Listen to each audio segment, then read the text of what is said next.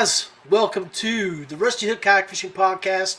It's Takeover Tuesday here on the Paddle and Fin Podcast Network. Happy July, and wish all of you guys a festive July 4th. You're watching the Paddle and Fin Podcast Network. Welcome to the Rusty Hook Podcast, presented by Feelfree Kayaks. Paddle, pedal, or power, there's something for everyone. ZPRO Lithium, serious power for serious anglers. DuBro Fishing, American marine application and soft plastics. Big Lake Bait Company, Texas's #1 custom bait maker. Raw and unfiltered. Streaming on Twitch, YouTube, Facebook, and Twitter. Bringing you gear reviews and candid interviews from the industry's best. Angler profiles, tournament news, and legendary knowledge from kayak fishing's best. Grab that cold drink and get settled in. Now here's John Rapp, our host. All right. Welcome to the Paddle and Fin Podcast Network. Just want to let you know where we're streaming. We're streaming on the Rusty Hook, the Paddle and Fin page, TPO out in Colorado, and West Virginia Kayak Anglers, all on Facebook. We're on the Paddle and Fin and Rusty Hook YouTube pages, my Twitter page, which is now X, and of course, that one platform called Twitch. So if you guys are out there, hit that like, follow, and subscribe button. Comments. We want to hear from you. We appreciate you. Got a great show. I can see Twitter is the X is the location where everybody's watching at the moment. So tweet me, tweet us. All these guys that I'm getting ready to bring on the show that are hiding in the background are from the corners of the U.S. I've got Tyler from New York. I got 2 Texans. And I got a Floridian. So I asked these guys to come on after I put a post out last night on my personal page because it's summertime, July, and we all love July. July is all about new products. ICAST is getting ready to come out. I'm packing up and getting all my gear ready to go because I'm gonna do a fishing trip on the way down with the boys from DuBro. And we're going to have a great time on the way down there on the way back. But without further ado, I've got these 4 guys on, and I'm going to bring them on and let them introduce themselves. And we're going to talk about beating the heat and catching those big bass. First and foremost, I'm going to bring on Chris Payne. Chris is one of the primary friends of this show. If you saw at the beginning of the show, Chris is, I throw his Big Lake Bait Company up. West Virginia, we love him, and we try to support him as much as possible. Then I've got Greg Matt, my Floridian. Both these guys are teammates. Everybody here is my teammate in one way or another. They just they're great supporters. We got my boy Tyler Sweet, and then that's my New Yorker. Giving me all the good advice from up that way when I go to hit Pennsylvania and all the way. West Virginia, we've got a lot of smallmouth, quite a bit of smallmouth, but you always like to get a little advice from those guys that catch them big heads up that way. And then my brother from another mother, my crayon eating buddy, down in Texas, saltwater captain, and we've got Jacob on here to give you a little advice if you do decide to make a trip down into the flats, or he's also a hell of a bass fisherman. So anyway, guys, welcome to the show. Chris, why don't you start off, brother, and tell us let everybody know a little bit about you, where you're from, and all that. Yeah. So born and raised in Texas, fishing out of kayak since 2003. So 21 years in now. Still haven't bought a bass boat. Don't plan to. Love my kayaks. I have a couple of different websites. So I have Paint Outdoors, which you can see on the hat. That's where we do most of our articles, information, ICAST releases, reviews, all the news and information that's going on. You can stay up to date. If you subscribe to it, it'll automatically drop a link in your inbox every time we do that. It's free to do. There's nothing that is charged on that website. It's basically just information. For folks that like fishing, and there's some outdoors and camping and hiking and reviews that you can use. And then Big Lake Bait Company, been going strong for almost 3 years now. Yeah, you moved over. Yeah, because we moved it over, and yeah, shout out to my West Virginia guys. They keep me hopping. We've had some really good finishes from those customers this year, doing some big things in some big tournaments. I'm really proud of those guys. And the thing that makes us a little bit different, you can't buy us off the shelf. There's a few places locally that buy a big order from us and put it on their shelf, but we don't stock stores because we want to do stuff custom. So we have some standard colors, but if there's something that you want, something that you're looking for, or maybe a design that you're even thinking about, we've been known to go out and get a custom design and make a custom color and then help you catch your personal best. So biglakebait.com, paintoutdoors.com, and it's Big Lake Bait. We're on TikTok. We do most of our stuff on TikTok. If you want to learn about making baits and how you can make your own instead of buying them from me, we show you basically everything that we do on TikTok. And then we have some stuff on Instagram, Reels, and stuff like that. But the majority of our stuff is on TikTok. So, check that out and, let us know what you need. Sweet on, brother. All right, Greg, you're in the hot seat, Big Daddy. What's going on, John? Thanks for having me. Yeah, man. My name's Greg. I'm originally from Connecticut. I've been fishing for about 10 years now. I moved down to Florida about 3 years ago, so a little bit of a learning curve fishing a different side of the states there. That just means you can help us learn from what you had to pick up in 3 years, man. Yeah. I work with alongside MMA Fishing Rods. It's a newer rod company that started up in 2023. That's actually how I met John at one of the shows. I was doing a kayak fishing seminar there. So I do that. I fish the Bassmaster Kayak Series when I can make the long trips. I fish locally, Florida Bass Nation, and I have a little side gig where I do kayak guiding. So here in Florida, I'm strictly artificials, and that's kind of where you save a lot of the money when you go out on guide trips, because it's like $25 for like a dozen shiners just to go out. So you're spending like $400 in bait before you can even hit the water to have someone take you out. So kind of what I focus on is round peg, round hole stuff. I've been there, done that. So I kind of focus on the better way to store your baits, your tackle, how to maximize your storage on your kayak, safer ways to be out on the water, especially down here with the heat, which I'll get into later. And so cool. Appreciate that, man. All right, now a man that's not afraid to be in his daughter's room, it looks like, or maybe I don't know, but he's not afraid of pink.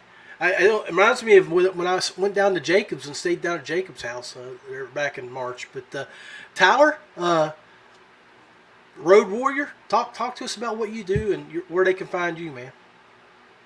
Yeah, so like you said, I'm from New York. I'm from Central New York, so nowhere's near New York City. It is a long, it's probably a 5-hour drive for me to get to New York City. So we're nowhere near New York City. We're up a little south of Utica, kind of near the foothills of the Adirondacks. In fact, I just got back from a 4-day camping trip up in the remote Adirondack area, which was a great time. Nice. But yeah, I've been canoe and kayak fishing pretty much since before I could walk. Like I grew up in a canoe fishing, and I've been doing the tournaments thing since 2018, and I've been through all the trails up and down, and I travel and do it all. You can find me on all the socials. I do have a website. I haven't posted to it in a little bit, but I'm trying to get back into doing a little bit more writing. I do really enjoy writing a lot, and I have a website, a Sweet Fishing Life. It's asweetfishinglife.com. And I got a few articles on there for various different things, and recaps of some of my tournaments and trips and all sorts of stuff on there. And yeah, other than that, I'm on the water. Obviously with the tournaments, I'm primarily a bass angler, but I really love multi-species action. So I have no problem going out for crappie and walleye and pike and muskie and anything else I can get that'll either stretch the string or put a meal on the table. So Heck yeah, man. Heck yeah. All right. And now, my boy, Jacob, you're up. Salty Dad. What's going on? So I've been kayak fishing since 2016, 2017. Currently, my full-time job is I'm a saltwater captain. I fish, pretty much almost every day. But enjoy really being getting back to the roots and going to a kayak when I have the opportunity to do so, because even though they make some of the most shallow water bay boats you can get out there now, those kayaks, there's just areas you can get to in a yak that a bay boat could never get to. And, just feeling that tug while you're sitting in a kayak versus on a boat is just a completely different feeling. And to me, it's just a much more connected to nature feeling when you're on a kayak. But if I had to choose, I'd do kayaking any day of the week, but unfortunately, bay boat pays the bills. Heck yeah. So it's Code 3 guide service down in Galveston, is that correct? No, I am out of Corpus Christi, Texas. Or Corpus Christi. My bad. So yeah, man. So make sure you go look up Jacob's. I was trying to find your Code 3 page. I couldn't find it earlier, so I just in the links, guys. Everybody's links. Chris, Greg, Tyler, and Jacob. I've added their Instagrams, their Facebook pages, and if they had a website like Chris has got a couple, they're there. Jacob, while we got you up, just get you started off. July, if you're getting ready to hit some of those waters down in your area of Texas, what are the first 3 things you're going to have tied on when you go out in the morning? Oh man, well right now is croaker season, so a lot of my clients are wanting to croaker soak. But for my wade clients, the first thing we're going to tie on is top water. We're going to try to hit that morning top water bite. And then as the day progresses, the heat kind of picks up. We're going to transition, to a jig head, with either, depending on water clarity, we're going to go to a paddle tail or a ball tail, and just work our way deeper in our wade and go from there. But top 3 I'm going to have tied on is probably a paddle tail, a ball tail, and a top water. Maybe a soft dine if it's that perfect time, but it just depends on what they're going to be doing. 10 Roger. Hey Greg, your thoughts on the top 3 things that you're going to tie on when you go out in the morning? This time of year for me, speed worm, big easy, and heavy pencil. Okay. All right, Chris, what do you think, buddy? This time of year, first thing in the morning, right? This is just the morning? Yeah. Okay, first thing in the morning, low light. So I'm going to throw like a 6-inch soft paddle tail up shallow. I'm going to throw, if I can get it out of here, I'm going to throw an S-Waver 168. Or I'm going to go real old school and tie on a Yellow Magic popper. And okay. Do you guys know what Yellow Magic is outside of the state of Texas? No, won't you okay, give us a quick rundown? It's like a $25, $30 popper, but it makes a very unique noise and gulping pattern. People at Lake Fork swear by it. It is like, if you go to Lake Fork, next time you're down at Fork, just ask somebody about Yellow Magic, and they'll talk to you for an hour and a half. But it's probably the best popping hard bait that's ever been made. Huh. All right, Tyler. Your top 3 as you get up, bell rings in the morning at 5:45, and you've got them tied on. You're heading out. 5:45. You have to remember, we're up north. It's light at 4:45. Not 5:45.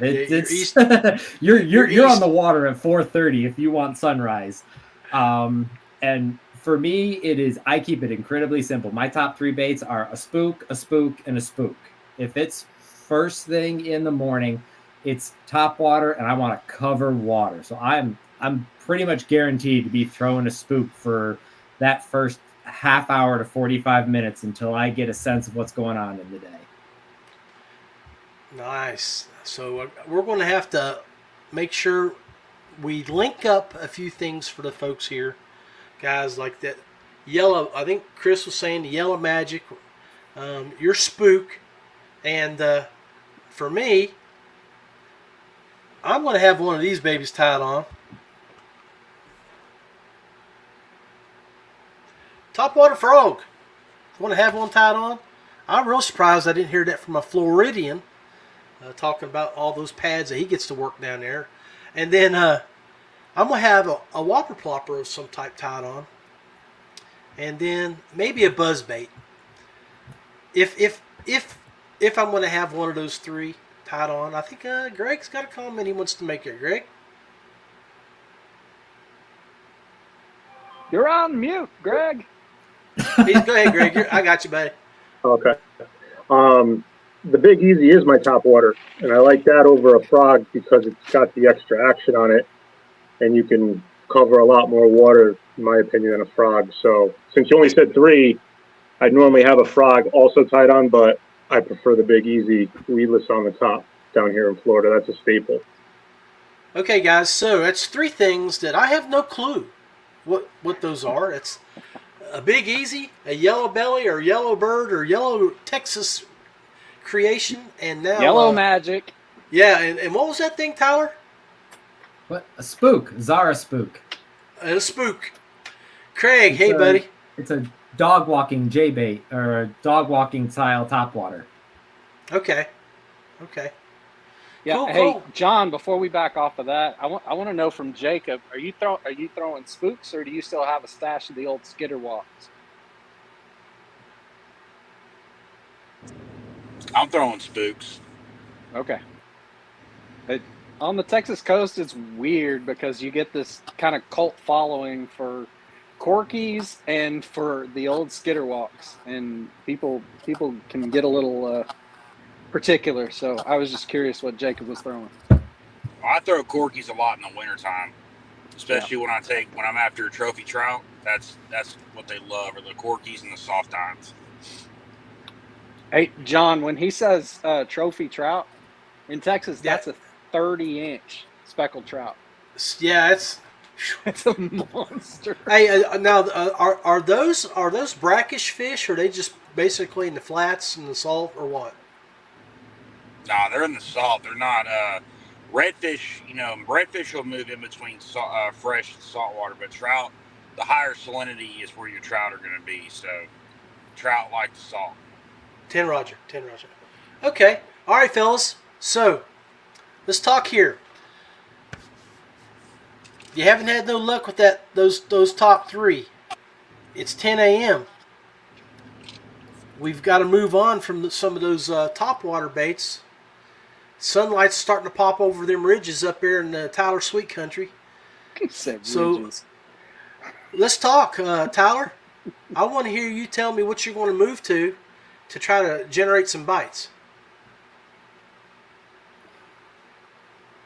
Well, that really, this is where the diversity of lakes that we have up here really comes into play. And if I'm on a grass lake, if I'm on a natural, if I'm on a rock lake, smallmouth, largemouth, if I'm targeting smallmouth up here, I'm probably switching, especially if we've got a little bit of wind, I'm switching to a jerkbait and I'm going offshore. That's before I drop down to any kind of, really finesse. I want to try to get something on a moving bait. So I'm switching to a jerkbait. I'm going offshore. I'm using my electronics to find those rock piles, those humps, those veins. I'm looking for the big bluff walls, and I'm throwing that jerkbait, and I'm covering more water with that. But honestly, for me, I would much rather be on a grass lake and locking a 1-ounce flipping jig in my hand, and I'm going into the thick stuff. I don't wait. I don't look around. I don't do anything. I will dive into the thick hydrilla, preferably in 8 feet of water, and I just start flipping, and I will make 100 flips because I know when one bites, I'm gonna hook into a real one.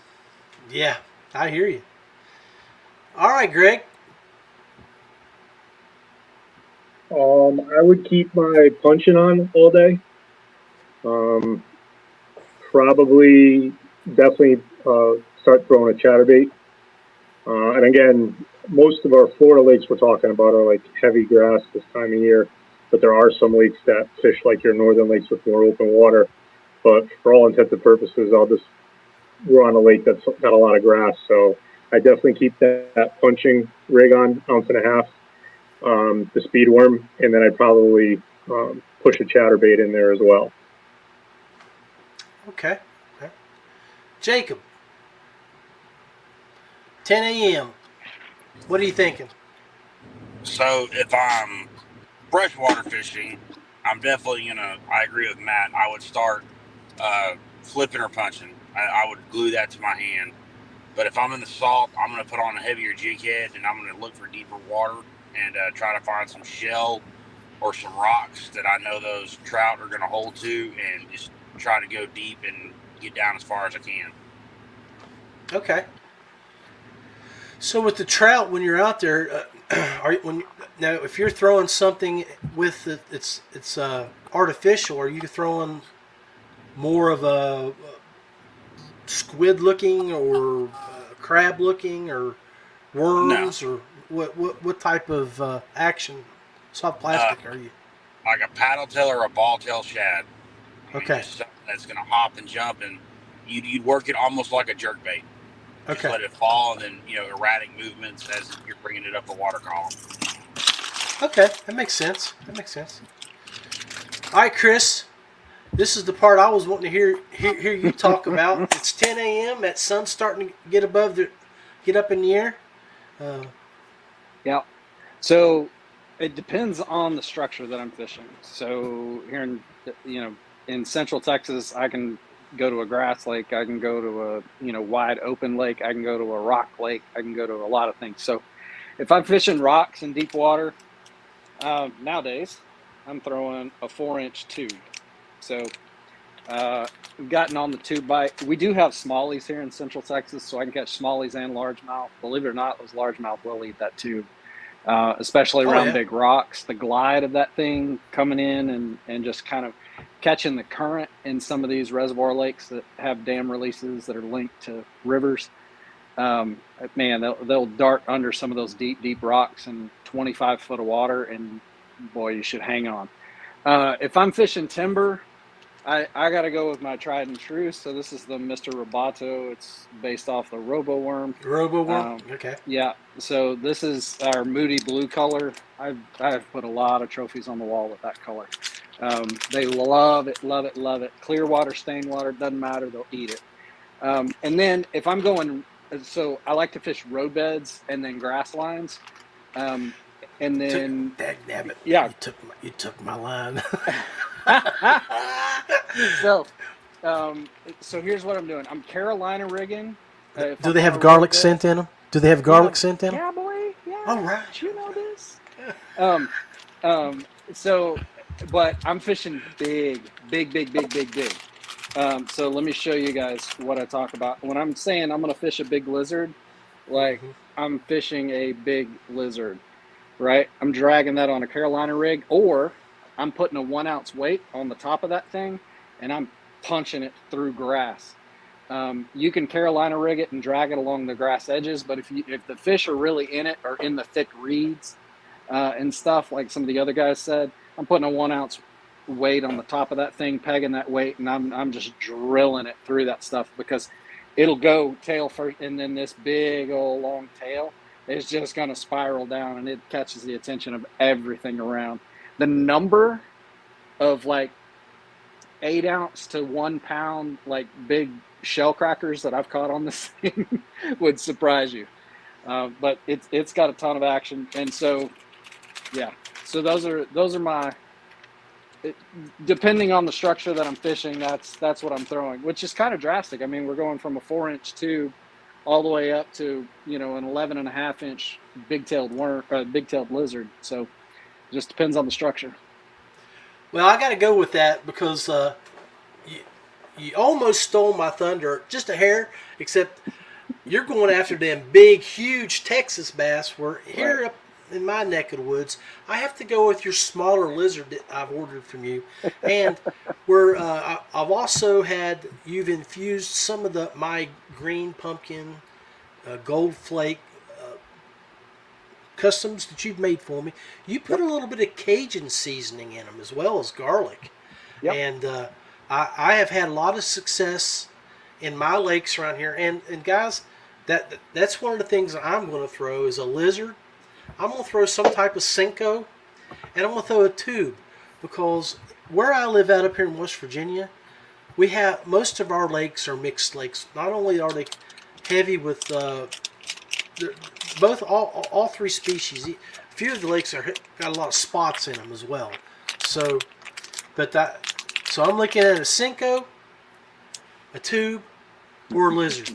So let's jump Tyler back up here now and go a little further north, where you got the largies and smallies. What are your three baits again that you're looking at I'm sure you may have covered already. I can't remember if I jumped over you or if I'm bringing you back. Yeah, well, I talked about how, later in the day, I typically try to go to, if I'm on a smallmouth or an open water rock lake, I'm going to throw a jerk bait typically, especially if it's clear water, because I'm trying to call those smallmouth up. They're sitting down in 20 feet of water, but we've got lakes up here where the visibility is 30 feet.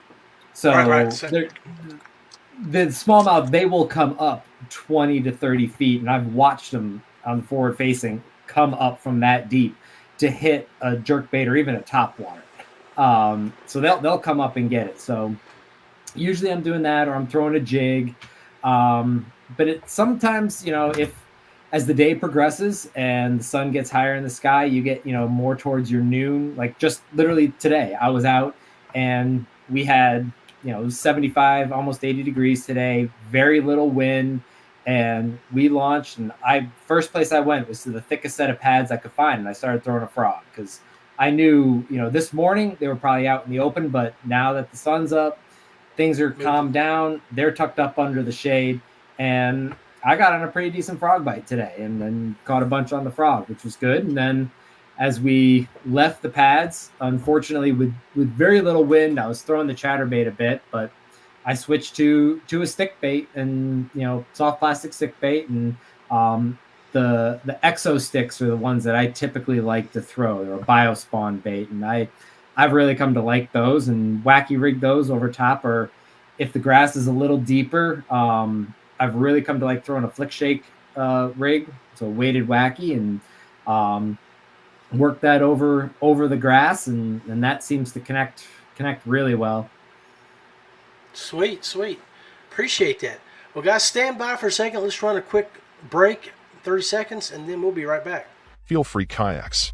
Paddle, pedal, or power. Something for everyone. DuBro Fishing. Marine products for fresh or saltwater adventures. ZPRO Lithium. Serious power for serious anglers. Big Lake Bait Company. Texas's #1 custom soft plastics. All right, guys. Appreciate you all hanging out with us. Hit that comment button. Type in some stuff. Tell us what you do in the summertime. Maybe someone that watches or listens to this show a little later can pick up a tip or trick or two from you, along with our 4 panelists here today talking about beating the heat and trying to catch some of those summertime bass. It doesn't matter whether it's largemouth, smallmouth, or spots. These guys, we've got it covered. Texas, West Virginia, New York, and Florida. So let's bring everybody back on stage, and let's go to the second half of the show. Welcome back, fellas. Appreciate y'all hanging out and sharing some of your tips, tricks, and techniques for the followers of the Rusty Hook Kayak Fishing Podcast. Jacob, why don't you start us off? What would you do as you start off at midday, probably 1 p.m.? You got 2.5 hours left in a 8-hour tournament, and you've you're trying to cull some fish. You're trying to move them up. Tell us what you would do and how you go about that. Man, if I've got 2.5 hours of the tournament, I need to cull. I'm gonna go big or go home. I'm gonna throw a big swim bait, something that's gonna bring the big ones, really entice those bigger fish to bite. So on the body of water that you're working, I mean, what areas would you try to move to generate that bite? Would you?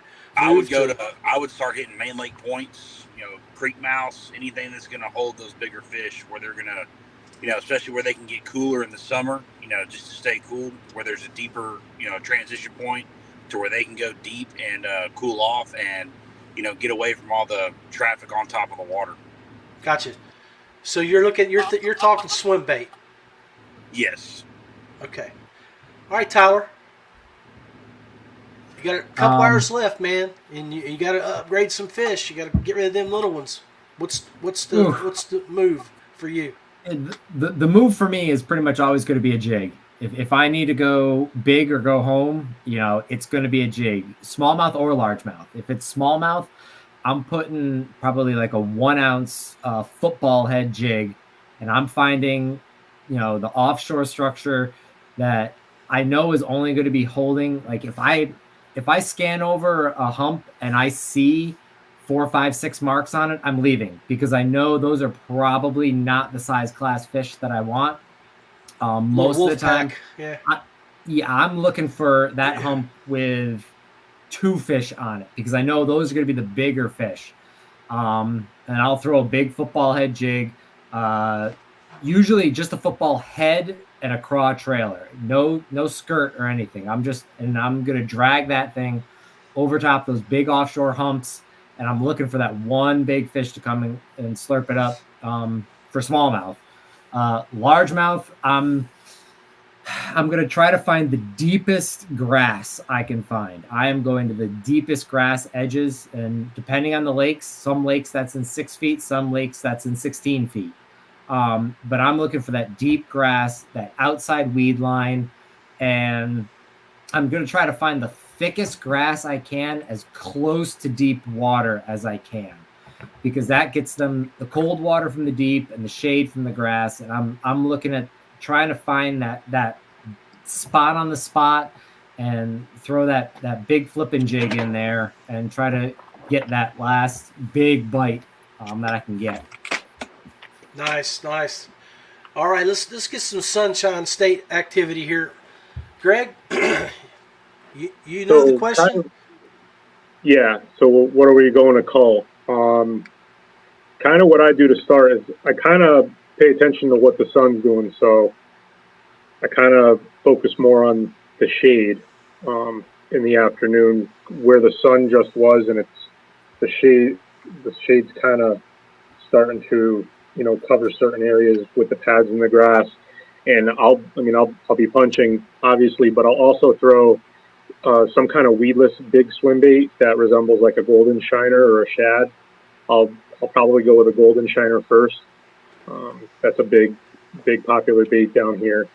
And yeah, I would those are the two baits I would kind of just stay glued in my hands, especially to try to get the big fish. Because you can pitch or punch 50 times. All you need is that one fish. So that's what I would pretty much stick with. Okay. All right, Chris, your thoughts? So depending on which type of lake I'm on, if I'm on a bluegill lake or if I'm on a shad lake, I'm going to throw one of these 5-inch swim baits. So I have a 6-inch, which I throw early in the morning, but with boat traffic and everything, a lot of times the fish where I'm fishing, they can get a little bit shy. But I found that they'll almost always eat a 5-inch. And so I'll slow drag a 5-inch through a brush pile on a roadbed. Like, that's what I'm looking for with my electronics. If I can find a brush pile on a roadbed, then I'll throw this thing with, half an ounce belly weight and chunk that out if it's a bluegill lake and just drag that through. Like, I almost want to try to hang it up a little bit. So, and then if I'm fishing on a shad lake, same thing, but we're throwing, that guy right there instead. And those are typically our clear water lakes. So yeah, if I've got a coal up brush pile on a road bed and I'm dragging a 5-inch paddle tail swim bait. 10-4. Okay. I'm throwing a lizard. I'm work shallow. I'm gonna go back into the shallows, into the creeks, and come out. I'll probably do that also with some type of worm, whether it's a Senko or some type of trick worm, and then finally jig. I mean, you really can't go wrong with the jig in my part of the world in the afternoon. Smallmouth or largemouth are going to attack that, or the lizard's probably going to be specifically looking for the largemouth, but that would be what I would do here in my neck of the woods. So, okay, guys, let's wrap up tournament. We got about 20 minutes left.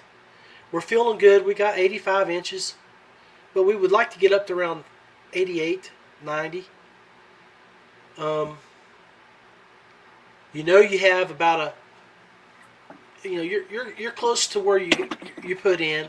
You found you a nice couple of honey holes, so you can fish 20 minutes before you got to run out, or 30 minutes before you got to move out, because you have to get somewhere where you can send up your fish if you don't have signal, and meet that deadline for your submissions.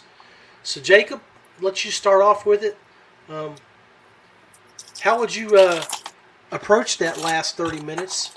Would you do anything different than what you've been doing the last 2 hours?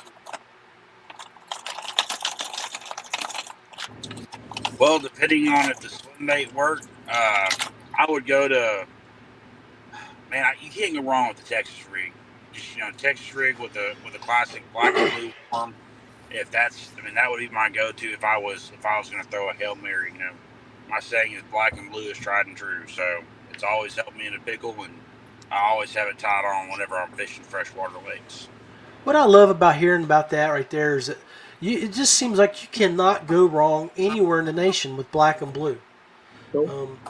Jody Queen always talks about throwing black and blue, or Z-Man color, they call it yoga pants, in the fall, because it mimics dead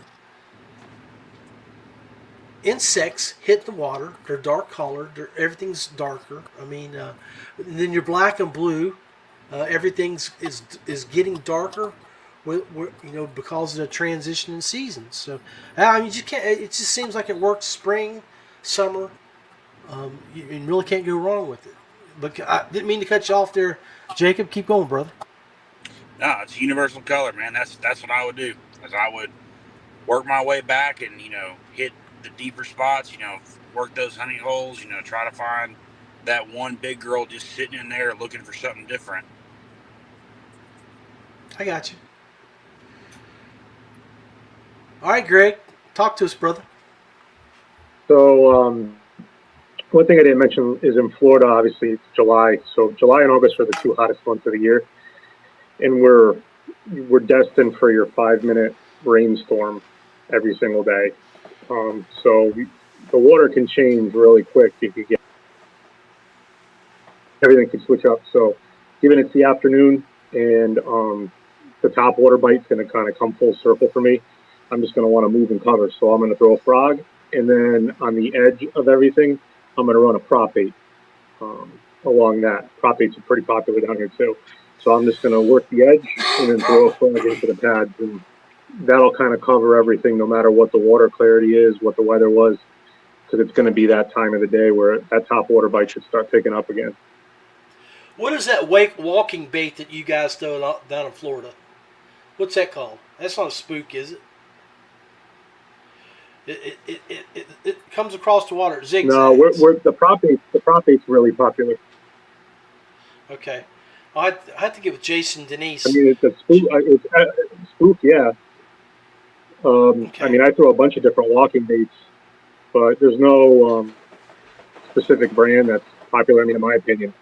But the prop bait is definitely a lot more popular from what I've seen compared to the walking bait down here, especially on the grass lakes.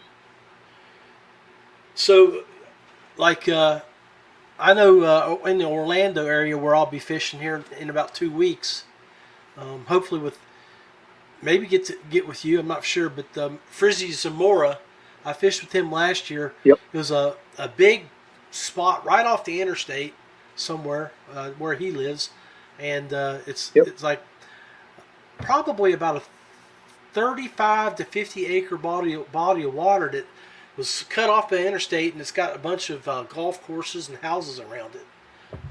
Okay. But we went in there and threw some DuBro PB&Js last year, and they were all the brand new.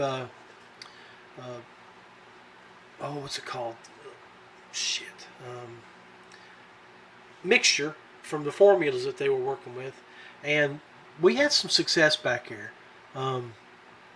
I'm hoping that we get to go back in there again, because as Tyler knows, the Feelfree is getting ready to do their Summer Slam event, which I'm going to talk about here after I let you guys go.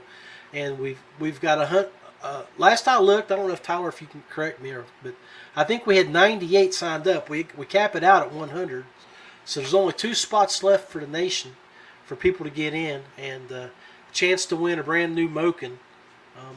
If you can catch over 90 inches of fish, you get thrown in a lottery to win that boat. Instead of somebody winning it like Frizzy's been doing the last 2 years, we had to recruit him and bring him on the team so he couldn't claim any more of our boats, so we could give it away to somebody else. But and we thought, well, let's change it up, give the guys like Tyler and me up north a shot to get 90 inches. That's 5 18-inch fish. I think we can do that. A couple smallmouth here, a couple largemouth there. Not like Texas and Florida, where you can go out one day and flip frogs and 20-inch lizards and catch 5 fish real quick that are over 20 inches. Yeah, So. we can do that before breakfast, John. Yeah, that kills me. But no, I know that lake that I'm telling you about, Greg, had a lot of fingers. It was a lot of fingers, a lot of little pockets, and it had them tall reeds with a lot of water, a lot of stuff in the water. And it was in Orlando, you said? It was near Orlando, about 20-30 minutes from Orlando. I think it was north of Orlando. So, but I'll look into that later, and I'll get with you, see what it would be. Yeah. But yeah, that prop bait is kind of big for top water, because you can kind of work it multiple ways. I mean, you can kind of run it like a whopper plopper. It's got a little bit different of a sound, but you can also kind of work it just like a regular popper on the water with the prop. So you really get the most bang for your buck with that bait, in combination with throwing a frog, especially that time of the day. Okay, now guys, last little bit of information that I want to gain from you is if you're working a point,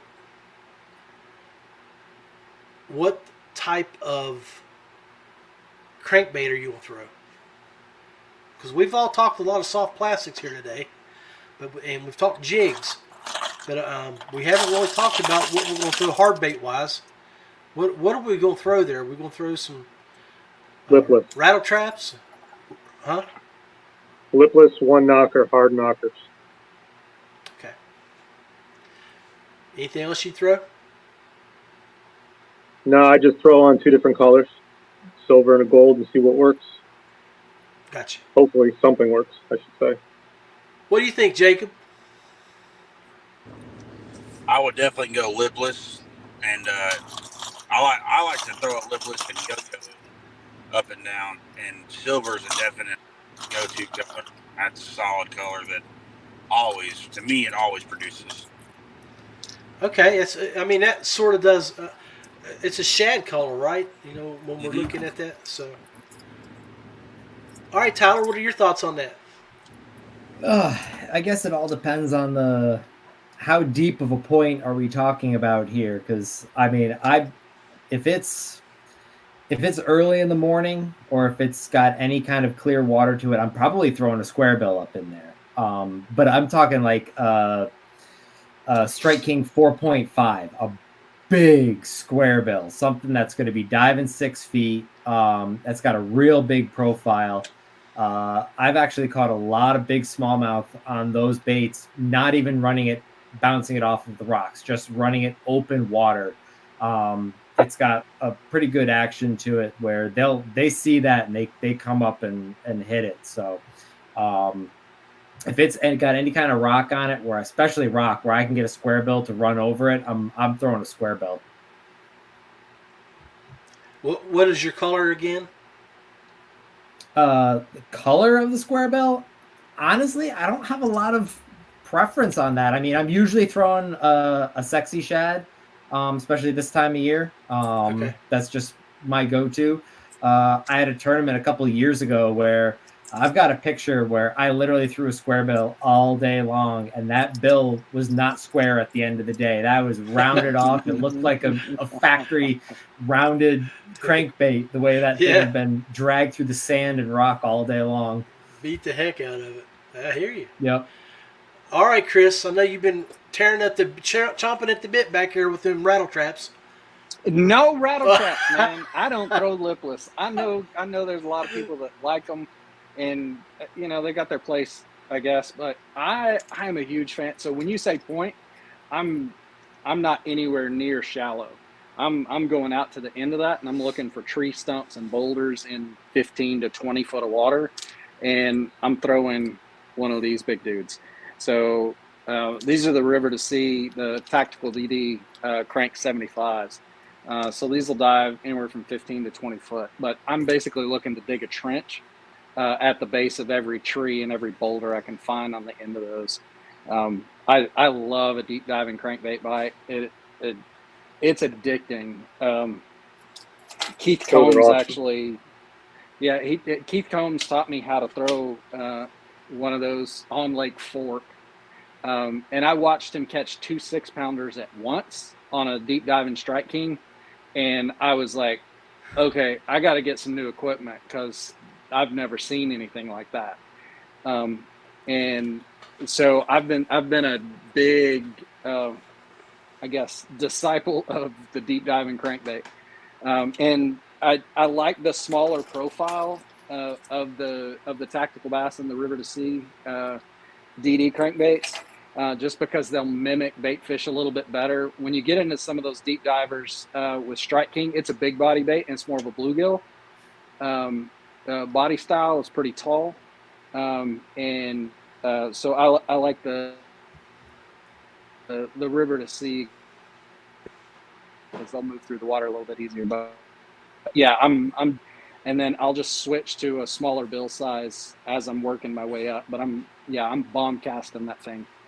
Sweet. How do you keep your kayak from moving 30 feet when you reel those things in? I've been throwing I throw a DT20 around here for smallmouth sometimes, and I feel like my kayak's moving further than the bait's moving because of that amount of drag that thing's pulling through the water. So I anchor. So what I'll do is I'll find my pivot point, and then I'll anchor off the back of my kayak and throw out the front of my kayak. So I'm anchoring behind where I want to throw. And then casting out the front of my kayak, and it keeps me pretty straight. The wind will blow you a little bit, but you just cast further to the left if you want to pull it back out, or further to the right, and kind of use it to your advantage. But yeah, I have been able to hook into just some absolute monsters in deep water that I had no idea they were there. They were tucked up against a tree or a boulder or something, and they couldn't see them. And you drag that thing through there, and they hear all that gravel noise, and then it plunks off of a tree and then skips up, and man, they just inhale it like sideways, like T-bone those things. So Tommy Covey here, a former Feelfree Fishing team member, and he fishes a lot of his bass boat now. He retired from his job, and he does a lot of marine work for the guys locally, but he spends a lot of time down in Virginia, North Carolina, South Carolina. He's big with the shaky head fishing technique. You guys have any success with that? Me either. Me either. No. I can't fish it to save my life. And I didn't hear the question. Yeah. Everybody cut out. I was asking you guys, do you have any luck when you fished throwing a shaky head, that using that technique?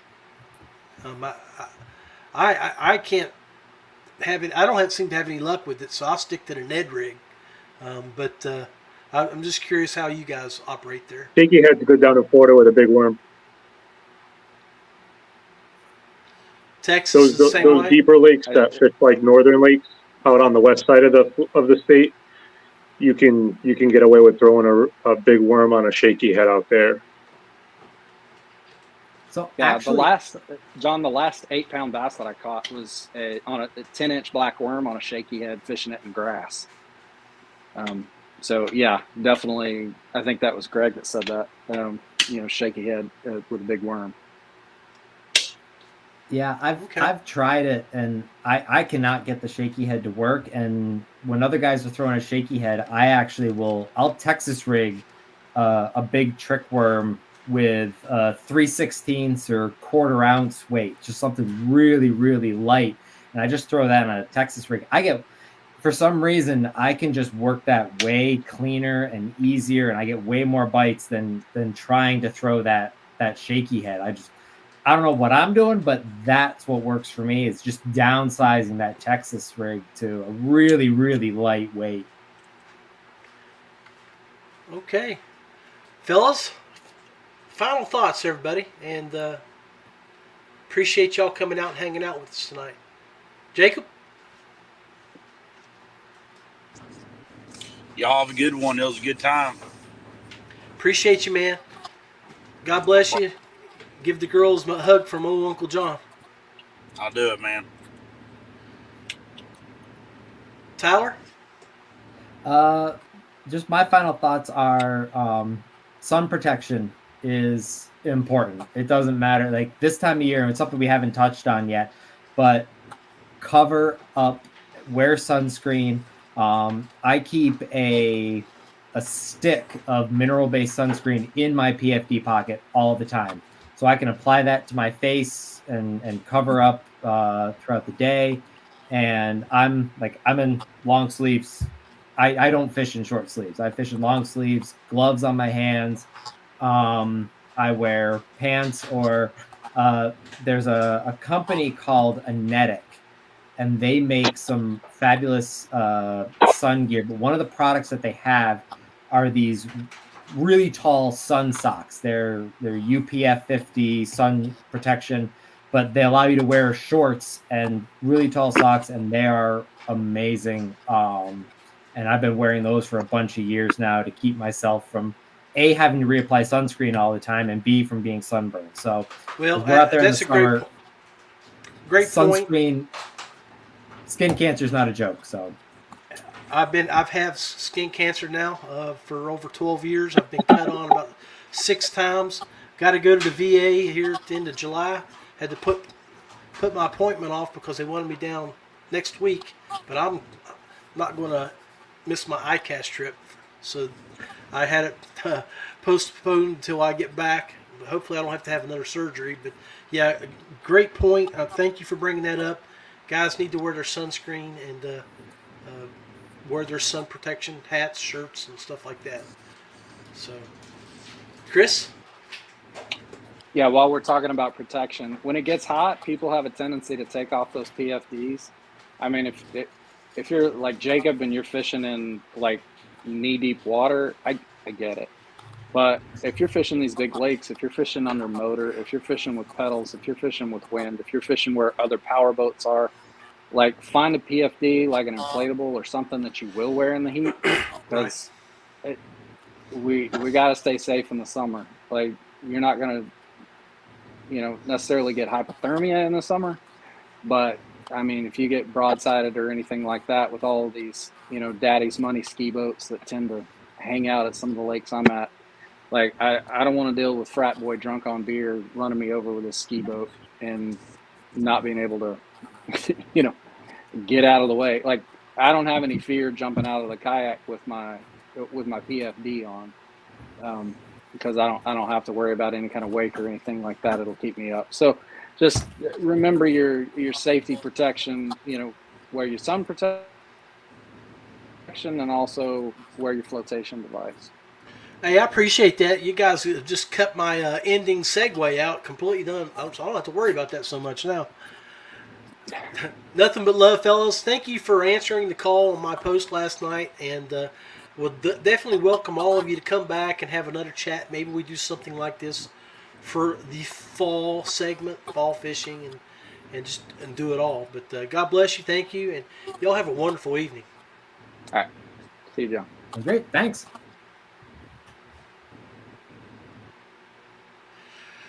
Okay, guys, so that pretty much wraps up the show for tonight. I want to go over one more thing that I brought up earlier, and I just want to remind you guys that Feelfree Summer Slam is going on, and we have just a couple slots left. It starts Friday, and it runs 3 weeks long. So if you aren't out there, you need to get signed up. We only have maybe 1 or 2 slots left. You can find it on TourneyX. Just search Feelfree and you'll see it. SummerSlam. Last I looked, there were 97 or 98 people signed up. And let me check. Well, I got 2 emails. Nope. So looks like there may be a couple slots. If you own a Feelfree kayak, a Three Waters kayak, a Johnny boat, or a Sea Streams kayak, you're eligible to jump in that event. It's free to join. There's 3 different ways to win prizes, and you can get credit to the feelfreeus.com website, where you can order something that you might use in your neck of the woods or on your watercraft. So anyway, I want to thank those 4 gentlemen, Tyler, Jacob, Chris, and Greg, for coming on tonight. And I want to reiterate what they talked about at the end of the show. Is like, always wear your PFD when you're out on the water. The other thing is when you leave and when you're going fishing, especially if you're going by yourself, let somebody know your schedule and where you're going to put in and where you're going to take out. If you're doing a float, or if you're just fishing a lake, where you're going to put in and where you're going to take out, and the times. Always wear your PFD. Sunscreen. It's summertime. Don't be like me and have facial surgery and on your nose and on your head and your ears, arm. Wear your sunscreen. Wear your protection. Anyway, it's John Rapp. Nothing but love for you. Happy 4th of July weekend. Enjoy your families. Make sure you wear your seatbelts when you're traveling. Give yourself a lot of time to get to and from where you're going, because it is road construction season. So be blessed anyway. It's John, out.